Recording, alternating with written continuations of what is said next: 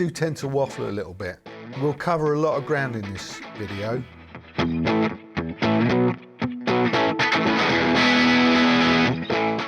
We've done the history. We'll get to all the proper specs and all the nerdy stuff.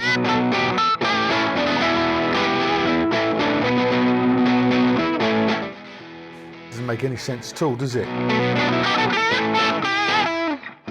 I always get this stuff wrong.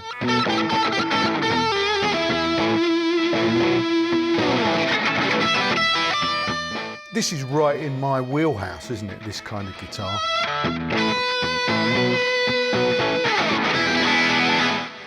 I think it's a little bit pricey, to be honest with you, for what it is. But it sounds great.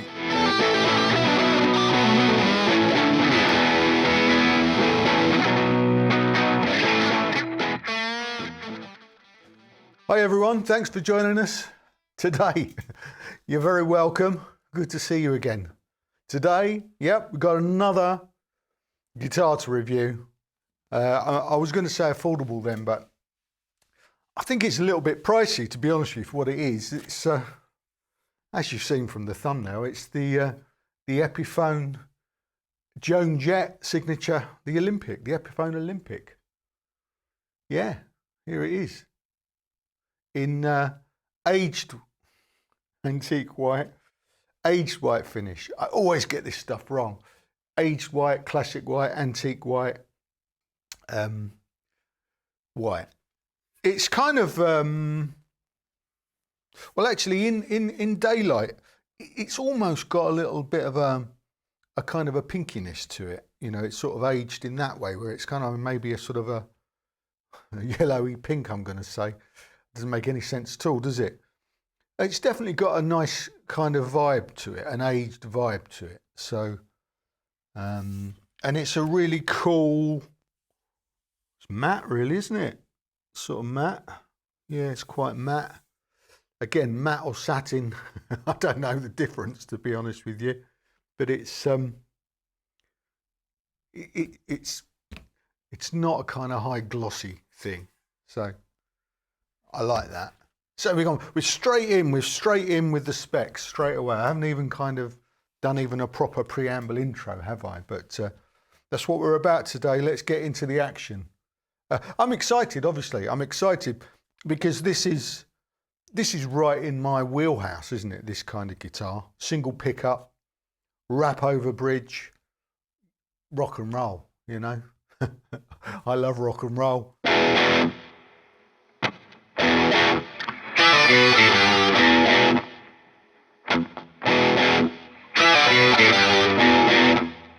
I love guitars like this. I love them for their simplicity, and I've got quite, I've got a few juniors and sort of similar style guitars. I'll show you a couple of them in a minute. But so back to this. This is the brand new Epiphone Olympic Joan Jet signature. This guitar, not the first Joan Jet signature. Gibson have done a Joan Jet signature before, which was the Melody Maker, which was, of course, actually the guitar that she used to play. She used to play a Gibson Melody Maker. This Epiphone Olympic is a kind of a homage to that, really. She didn't play an Epiphone Olympic, but I think they've done a good thing here. What they've done is they've chosen a model that most closely resembles, what she played, and that's this. It was actually called the Olympic Special, this. Now, the Epiphone Olympic, very brief, quite badly researched history, but the Epiphone Olympic was made for just over a decade, from 1959 to about 1970. And it went through several changes in shape. Originally, the Epiphone Olympic started out as the single cut Gibson Melody Maker shape. I'm going to spin some pictures on screen to hopefully illustrate what I'm talking about.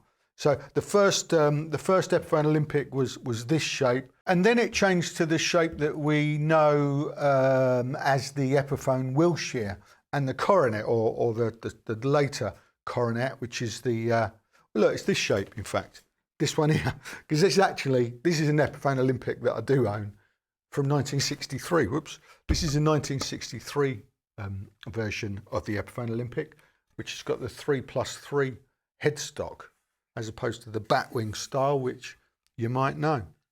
1963, this one. Now, I couldn't resist getting that out. Obviously, as we're reviewing an Epiphone Olympic, I had to dig that out to show you. And while I was at it downstairs playing this, I plugged that in and I done a little thing. I played that a little bit, and I talked a little bit more about it and where I got it and stuff. Yeah, I'm going to put that up on the subscription channel. So for all of you that have kindly signed up for that, that's up there. You can go and look at that now. And if you haven't signed up, there's the link. Go and have a look. Try 30 days free and see if it's for you. Okay. So moving on, after that shameless plug, and then it changed again to, and they called it the Olympic Special, in fact. First one was the symmetrical body shape, which closely resembled the Melody Maker double cut, but had a weird thing where the neck joint went all the way up to the, I think it was the 15th fret. You can see from this picture, it looks a little bit weird. And then this shape, 1965, 1970, which is what we've got now and here, here and now. And this is actually, it's an Olympic, well, it was an Olympic special, not an Olympic, with the, you know, with this asymmetrical, you know, body shape. And in fact, my mate, Three Chord Dave, if you haven't seen Three Chord Dave's channel, you should check it out. He alerted me to the fact that they were releasing this. He does these fabulous news alerts of what's happening in the guitar world. So check out Three Chord Dave. Links in the description box there. But he brilliantly described this as looking like a fish, which I think was fantastic. And yeah, every time I look at it now, I think it looks like a fish. So cheers, Dave. Nice one. But so that's where we are, really. That's really where we end up. What Epiphone have done is they've given Joan Jet as her signature an Epiphone Olympic Special, which she never actually played, but it does closely resemble the Gibson Melody Maker that she did play. So there we go. Right, so I should just say at this point, if you haven't watched this channel before, you may have realised by now that I do tend to waffle a little bit. We'll cover a lot of ground in this video. We've done the history. We'll get to all the proper specs and all the nerdy stuff, you know, the measurements and what it looks like if you poke around under the hood. So the timestamps are all in the description box, okay? So if you want to leap forward to something that's of particular interest to you, please feel free to do that. If not, stick around and enjoy the ride. Right now, we're going to have a look at today's rig, and we'll have a quick listen, and then we'll be back to look at the specs in more detail. Cool. See you in a minute. Cheers. We're using the AC30, and here are the settings. And this is what's on the pedal board this week. Swapped a few things around. I've got the Soul Food on there, which is one of my favourite tube screamers, to be honest with you, and it's really cheap. I don't know, about 50 quid or something like that, but Electro Harmonics, all of their stuff's good. And I've got a Crowther Hotcake, which aren't so easy to come by, but they work really well with AC30s as a drive pedal. Most of the time today, I'm going to have the gain just on, the pedals on, because that's what this guitar's for, really, isn't it? It sort of sounds like this.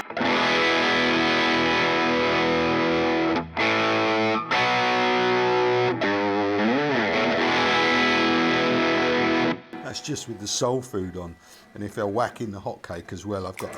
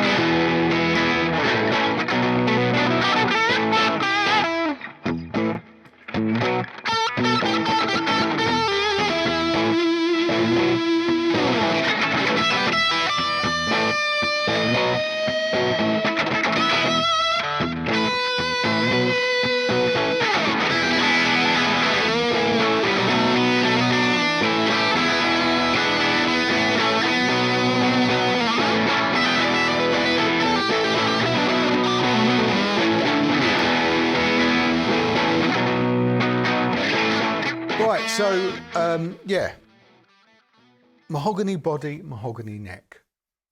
Simple one pickup guitar. It's got an Indian laurel fretboard, as well, most of the Epiphones do have nowadays. Medium jumbo frets. I have played this already. I've done all the playing bit, and I can report that the fretwork all seemed really fine. It looks okay, actually. It looks pretty tidy, pretty neat and tidy on the ends, and there's definitely no sharpness on this at all. So I'll do some close-ups of that. And the neck's nice and chunky. I'll do the measurements of this, you can see, but it feels really good. So, you know, yeah, all good kind of feel to this guitar. It's got obviously what they call the Badass Bridge, which was a popular upgrade to the original wraparound.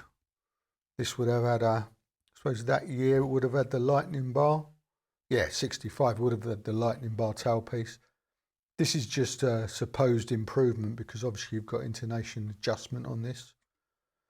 I think it makes this guitar look cheap. And the other thing that makes it look cheap are the tuners.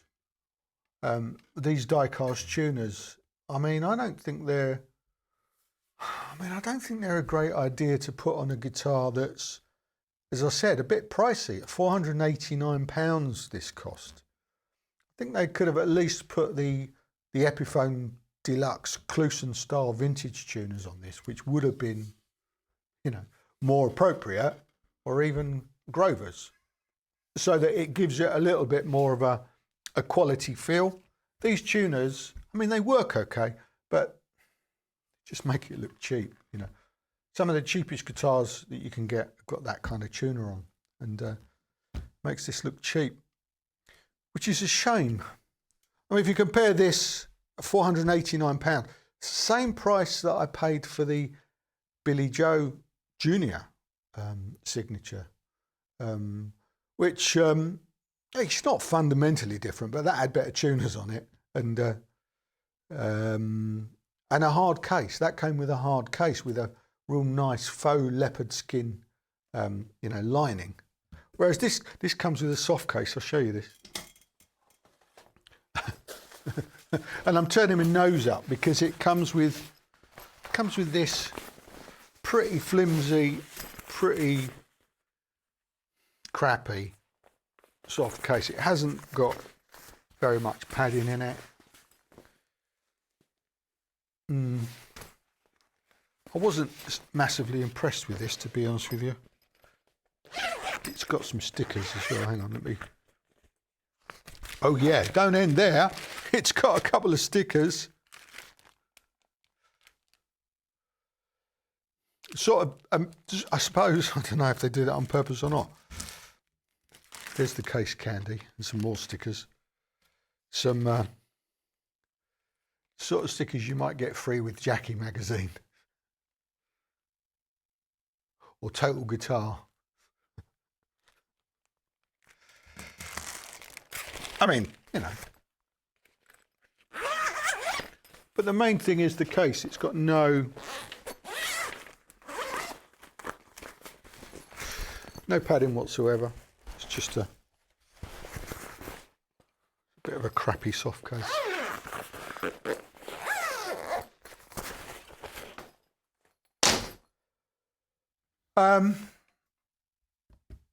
But it sounds great, as you'll hear in a second, I hope. So one pickup, one humbucker pickup. Now, Joan Jett's original Gibson Melody Maker was fitted, if my information is correct, with a Red Rhodes Velvet Hammer humbucker.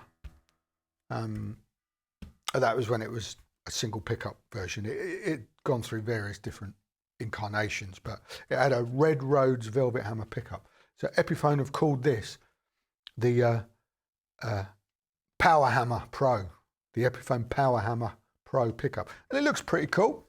It's quite distinctive. Again, I think it sounds pretty good. We'll measure it in a minute, and we'll see what the resistance, DC resistance is.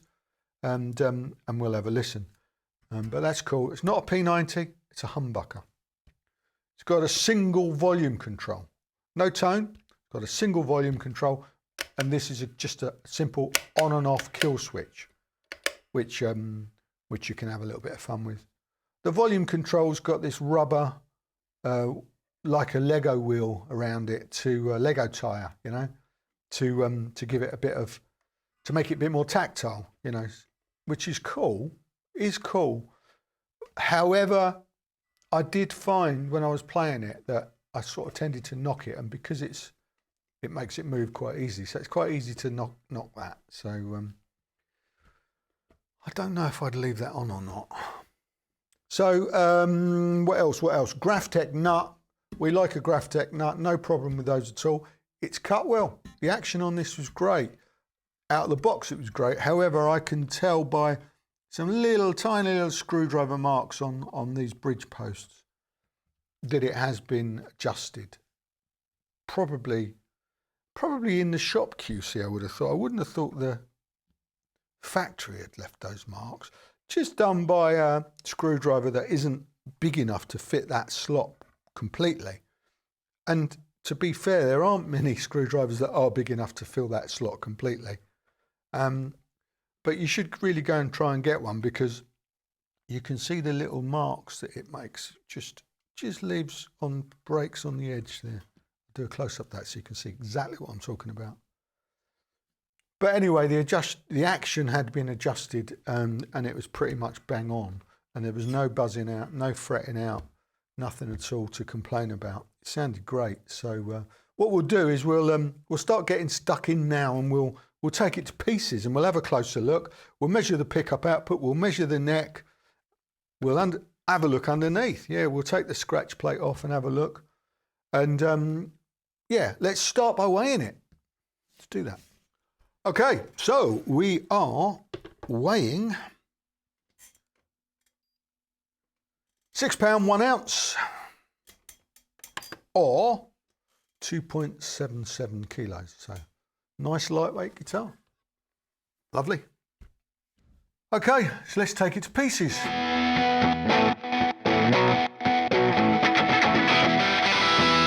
So this is what a badass bridge looks like.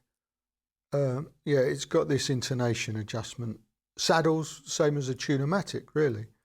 The strings feed through underneath and wrap over.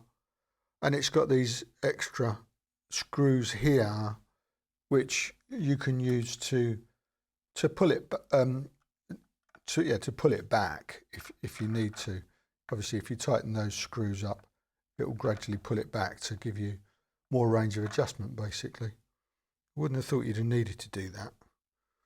I haven't checked the intonation yet. It played fine. I did that thing that I quite often do, is I just play it, and if I encounter a problem, then I'll deal with it. But this one, straight out of the box, all of the playing that you've heard, are hearing, are about to hear, is done straight out of the box. I tuned it up, obviously. Although it was, yeah, actually thinking about it now, it was near as damn it in tune, which, you know, is a giveaway. It's been played as a demo and adjusted in the shop. You can see by these posts. They ought to take more care of that, really. They ought to include a tool, a screwdriver that fits. That'd be good. Yeah, it's a little tip for you, Epiphone and Gibson. Right, so let's weigh this thing, because we can. 115 grams. There you go, 115 grams. Okay, we've spoken about the tuners, so I guess the next thing to do is to measure the pickup output and have a look underneath it. Okay, so kill switch off, no reading, fully up. 13.40 kilo ohms. So it reads quite hot, and that which would indicate it's quite a hot humbucker. They don't specify the magnets or anything in this. They just call it a Power Hammer Pro. So we'll have a look and see if it says anything underneath. Cool. Let's do that.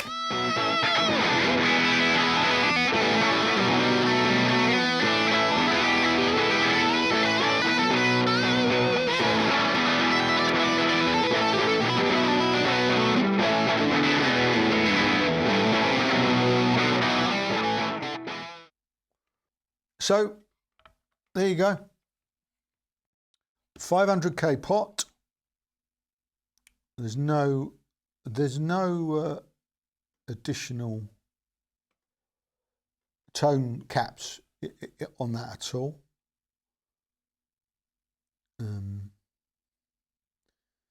Pretty straightforward. It's just literally wired to the jack input and the on and off switch. And as you can see, it's got all those letters that Epiphone pickups have on. This one, PHP Power Hammer Pro. The rest, now I did look online to see if I could find out what all that stuff meant and decipher it. But I couldn't find that information. So I'm just wondering if there's anyone that could actually properly decipher all these letters for me. Could you let us know? Does the 2 at the end, is that the magnet type, do you think? Does that mean Alnico 2? Or something else? If you know, drop a comment in the box below, please, and let us know. I'm trying to find out. But there you go. So yeah, simple as you like. It's got a plastic cover on the pickup, so I imagine you could, if you wanted to be ultra cool, you could take the plastic cover off and see what's underneath. There you go, pretty straightforward. You don't get more rock and roll than that, does it? Okay. Try and pop that back without snagging the wires. Okay. Screw that back down.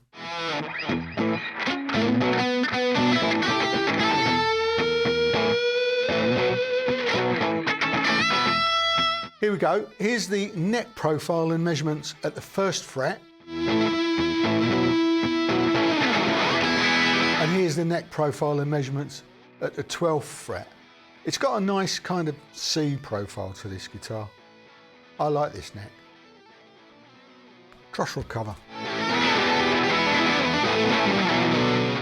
It's nice and clean. Yeah, it's a nice clean job. Obviously, Allen wrench type. There you go. Yeah, I can't see any. Yeah, it's a nice tidy job. There you go. Let's pop that back. Nothing more to see.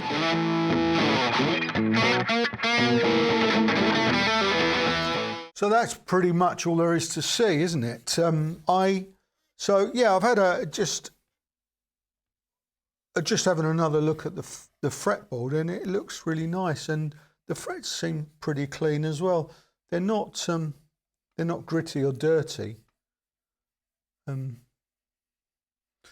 doesn't look like it's had been played too much in the shop. A little bit, a little bit grubby at the end there, but not, in the scheme of things, pretty tidy work, pretty tidy. There's nothing to worry you there. There was no fretting out. So good job there.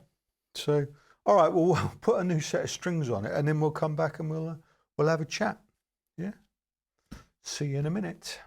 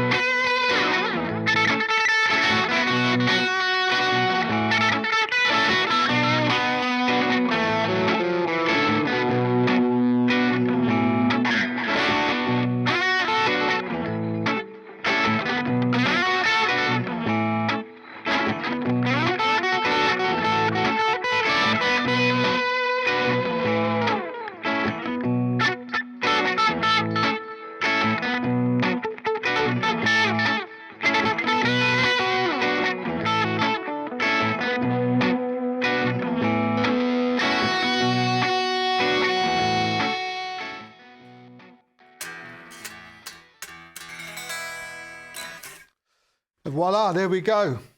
Back, new set of strings, following a good poke around. There you go. So, put that there. Oh yeah, I mean, I liked it a lot. I really enjoyed playing it. As I said earlier, this is right in my wheelhouse, this guitar. I love these simple things. And it's, you know, it's a signature, so it's probably got a little bit more money attached to it than it needs to have. You know, because it's got Joan Jett's signature on the back of the headstock, and maybe some ideas she threw into it, and a cheap gig bag with her name on it, and some stickers. It's not why I bought this, obviously. It's not why I buy signature guitars. Well, I buy them to review them so that you can help. Hopefully, it will help you decide whether or not you want it. If you're a Joan Jet fan, no doubt you've already got one on order, and if you have, nice one. It's a good, really cool guitar. Hopefully, you've paid a little bit less for it than I have. As I say, I was a little bit quick off the mark, and I have seen them actually about 40, 50 quid less already. So hopefully that trend will continue. And I know it has. I think it does if signature guitars don't sell as well as they might be expected to. It certainly seems to have happened with the Epiphone / Les Pauls, because they made so many of them last year. They have now finally come down to the sort of price point where I'm considering getting one. This should be, you know, it was only a couple of years ago that Epiphone, when they first launched the Inspired by Gibson range, that they released the Epiphone Les Paul Special in the TV yellow one. It wasn't really yellow, but you know, that's besides the point. And the Epiphone Les Paul Juniors, and they were 300 quid, 339 quid, respectively. And that's where I reckon this ought to be. In the, you know, all right, prices have gone up, so maybe 399, 489. It's a bit steep, really. All right, and if you're going to charge 489, put some decent tuners on it, because if you wanted to play this and gig this and use it a lot, I don't know how many people will, but you'd probably want to change those, because I mean, they work, but cheap, aren't they? How many times have I said that now? Stop going on about the tuners, Cole. Beyond that, I like it. I do like it. It's great fun, and it fits in you know, it's the sort of thing I would hang on to collect it. I've noticed that over the years, I've owned quite a few of these type of thing. Gibson used to make cheap entry-level USA guitars that they'd sell for around about 300 quid, maybe 400 quid. And I have owned and let go a few of them. I had an SG Melody Maker, which is a weird thing, but I had that in black with a single humbucker pickup. I think I paid $299 for that. And I've had they also did a Les Paul Melody Maker, the same, you know, cheap, thin slab body like this. Really, it's kind of a, you know, the tuners give it away. Said I wouldn't mention it, but the tuners give it away that it's cheaply made. I'll show you another one. This one, I actually picked this up second hand.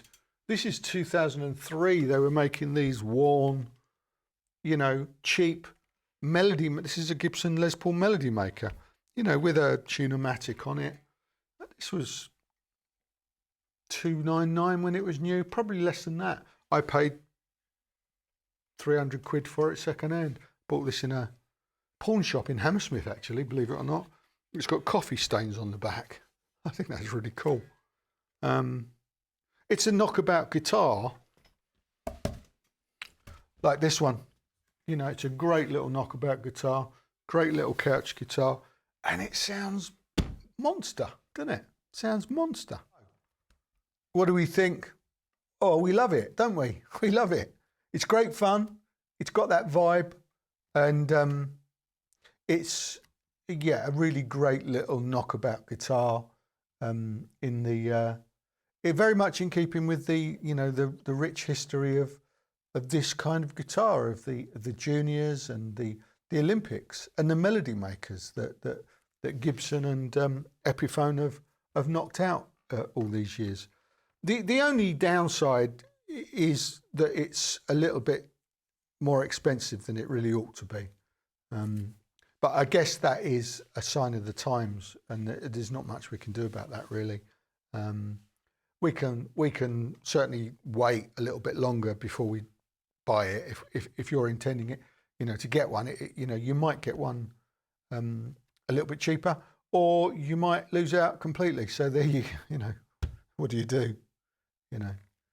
It's but it's definitely a cool guitar. It's definitely a cool guitar, and I'm pleased to share my experience with you. So hopefully that's been helpful and or something. And I'm looking forward to finding out what I'm going to be up to next week. So please join us, and let's find out together, eh? Okay. Cheers for now. Bye.